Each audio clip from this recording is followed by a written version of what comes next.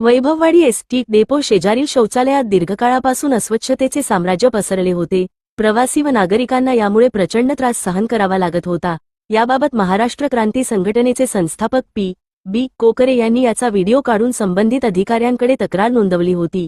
PB. कोकरे यांच्या तक्रारीची दखल तातडीने घेण्यात आली असून शौचालयाची तात्काळ स्वच्छता करण्यात आली। त्यामुळे नागरिकांनी दिलासा व्यक्त केला आहे। अशा प्रकारच्या समस्या कायमस्वरूपी दूर व्हाव्यात अशी मागणीही त्यांनी केली असून वैभववाडी नगर पंचायतचे मुख्याधिकारी प्रतीक थोरात यांनी तक्रारीची दखल घेऊन कारवाई केल्याबद्दल कोकरे यांनी त्यांचे आभार मानले। नमस्कार, मी पी.बी. कोकरे।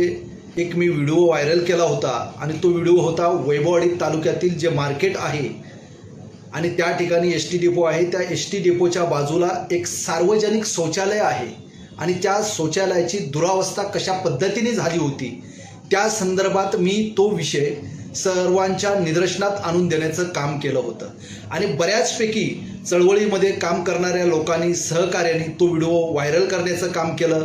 मग माझ्या पत्रकार बंधूंनी सुद्धा असेल तोही त्यांनी व्हायरल करण्याचं काम केलं।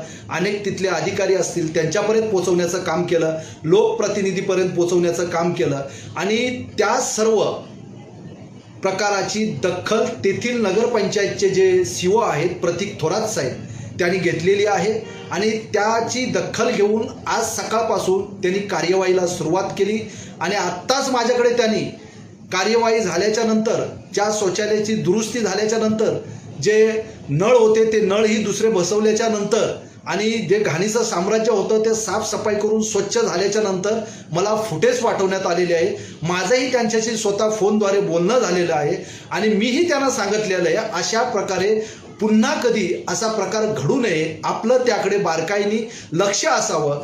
तर त्या पद्धतीचं त्यांनी आपल्याला आश्वासन दिलेलं आहे, पुन्हा अशी घटना घडणार नाही आणि आपल्या कानापर्यंत तो विषय येणार नाही त्याची त्याने शाश्वती दिलेली आहे। आणि मी तमाम माझ्या सर्व चळवळीतील लोकांना ज्यांनी हा व्हिडिओ व्हायरल करण्याचं काम केलं, संबंधित अधिकाऱ्यांपर्यंत पोहोचवण्याचं काम केलं, संबंधित लोकप्रतिनिधीपर्यंत तेथील राजकीय नेत्यांपर्यंत पोहोचवण्याचं काम केलं, त्या माझ्या चळवळीतील सहकाऱ्यांचं आणि पत्रकार बंधूंचं मी मनापासून आभार व्यक्त करतो। त्याच पद्धतीने नगरपंचायतचे सीओ आहेत, नगरपंचायतची बाकी सर्व समिती असेल त्या सर्वांचंही मनापासून आभार व्यक्त करतो आणि असे प्रकार पुन्हा घडू नये अशी मी त्यांना विनंती करतो। ह्याकडे आपलं लक्ष असावं आणि त्याचबरोबरीने कालचा जो व्हिडिओ होता त्याची मी लिंक माझ्या कमेंट बॉक्समध्ये देत आहे आणि आजचे सुधारित जे फोटो आलेले आहेत, दुरुस्त केलेले जे फुटेज आहेत ते फुटेज मी सोबत जोडत आहे, याची सर्वांनी दखल घ्यावी।